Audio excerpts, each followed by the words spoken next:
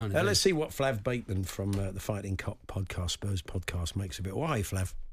Very well, gentlemen. How are you doing? Yeah, not so bad. Have you found yourself losing the faith, or you're still, you're still drinking the Ange Kool-Aid? No, 100%. Yeah, and I think if you look at where we are now compared to where we were last season, there were so many things for Postecoglou to fix, and for us now to be kind of dialing down in some of the sort of more minute issues like defending set pieces compared to how do we solve the issue of our best ever footballer arguably leaving the football club, that we've actually come quite a long way if you look at it like that. So yeah, no, I'm massively behind Ange Postecoglou. I think the vast majority of Spurs fan base is behind him, and you can be behind him while having the conversation about whether or not he should be dealing with the set piece issue. Yeah. What was, I think, frustrating from a Spurs fan's perspective, but completely, typical of Ange Postecoglou, is that he didn't need to say, in the long run, the set piece issue isn't a problem. What he could have just said is, yeah, we're going to be working on it next week, and this all just sort of goes away. Yeah. But he didn't. He said, I haven't been criticised. I've been criticised previously for this, and in the long run, it wasn't an issue, and that is the truth, right? That's wherever he's gone, he's been criticised for these issues, like a high line or. Like I said, defending set pieces. And in the end, like we saw against Celtic last season, it worked out. Yeah, I mean, he hasn't completely got the squad. He's had a couple of windows, and if he gets the support upstairs, I think there'll be some fairly radical changes to the personnel, and hopefully fitting into a system he wants to play. Some interesting questions specifically around tonight. The former James Maddison has led quite a few Spurs fans to start suggesting that, rather than take him off after 60 minutes, maybe bring him on after 60 minutes, make a change. Lo Celso's there, although he's never completely convinced. And Kulusevski's played there and has looked often a better player. I mean, what's your thinking? Would you, effectively drop Maddison for tonight? No, I don't think so. I don't think that there's a world where you drop someone of his quality. He's gone through, he's having a form issue, and he hasn't been the same player since the injury. Coming back from that, but I don't think there's a world where you drop James Maddison for this game against Chelsea. There's been moments this season where he's been part of a renaissance in a game that we were struggling in. If you look at the Fulham game, he was a massive part of ensuring that Tottenham Hotspur came through.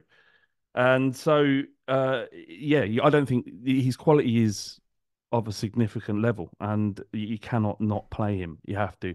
I know the options are Kulusevski coming through the middle, but you saw against Arsenal, he was sensational, probably our best player, in terms of holding the ball and bringing up players in. I think a midfield that involves Kulusevski being sort of transient with Maddison might be effective. But no, I think if James Maddison is 100% fit, then he 100% plays 100% of the time. Timo Werner won't play tonight. He's injured. His season's done. And then there's a decision to be made in the summer of whether they decide to spend just shy of 16 million quid to buy him. I mean, the wages will be chunky. That will feed into that decision as well. But have you seen enough to suggest you would like him to stay or not? I think it's like, if you listen to what people are saying on Twitter, it's pretty 50-50 split. For me personally, I for £16 million to be a part of a squad that is going to have to play many more games next season, I think it's a no-brainer. I really do. He's not.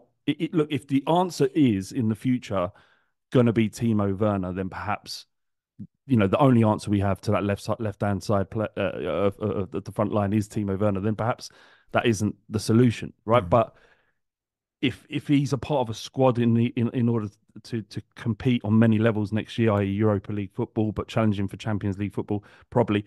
Or a title challenge, then you need players of his quality who are available off the bench. He's not the answer at left wing on his own, but with other players around him, I think Timo Werner needs to be a part of the squad. Are you happy with fifth, Flav? And Paul, would you have taken that? I mean, in a team, it's a team in transition. If you want to be patient with Ange, and he's obviously do what he's trying to build, would you have wanted Champions League next season, or is that too much pressure for a team that's in transition? As Flav said at the top there, for losing your best player, one of your greatest players, of the day before a season, and having some sort of key injuries along the way and missing key players, I think most people say that Postecoglou's done a solid job. But Unai Emery's much further into what he's looking to achieve at Villa. They've had a brilliant season, and I think you'd have to say they deserve where they are at the moment. And I think it's not over though, is it? No, it isn't over. It's true, but with trips to Chelsea tonight and Liverpool, Liverpool. Yeah. I mean, they're tough. Burnley and Sheffield United. They're tough places to pick up points, I think. Yeah, and also qualifying for the Champions League almost certainly means that we'd have to beat City at home, which we know what that potentially means for Arsenal's campaign. So I don't want to be in that situation either. Very awkward situation. But yeah, to answer your question, you would have snapped your hand off to take fifth at the beginning of the season, looking at it. And I'm quite comfortable with where we are. It's just that we had that opportunity, didn't we? Where we could have really, set foot inside that top four and stayed there, but it just wasn't to be. But the Tottenham you're seeing now is one still in transition, with a manager with vastly different ideas than this squad is typically used to hearing, i.e. under Mourinho and Conte after him. So what Tottenham will be in 12 months' time, I'm almost certain won't be what you see right now. It'll be a different form of it, a more effective form of it, and a more dangerous version of it. The more pressing issue, finally, Flav, is no left back this evening, with Ben Davies out for the season, and I've already lost Destiny Udogie. There's a couple of options. A lot of people have been suggesting they should play Van der Ven there, but I don't think you should weaken those central positions for that reason. I mean, otherwise it's Emerson Royal, who's played there a few times, but has never done the most stunning of jobs. He doesn't. It was the reverse fixture that did all your injuries, wasn't it? Yes, it was. Yeah, so it doesn't feel. I don't know how you feel about that. Well, what are you for making a big bold change or no? I think the most sensible thing is keeping Van der Ven and Romero together as your back two, and hoping Emerson Royal can elevate himself to a position where he's effective on that left hand side. He hasn't proven to be thus far, so it is an issue, especially in terms of balance and the way our fullbacks play. Not to have not to have Ben Davies there is a bit of a blow. But Chelsea have got massive injury issues as well, so it's not. If we lose tonight, it won't be because Emerson Royal played. No. He does treat the ball like an unexploded bomb, though. When he plays it, honestly, as soon as he cannot wait to get rid of it. If he could do one touch for the old game, he would. He's just doesn't feel me. Look, I'm sure he'll do his best. Flav, good to talk to you. Enjoy the game as much as we ever do a Chelsea-Tottenham game. Thanks a lot. Indeed.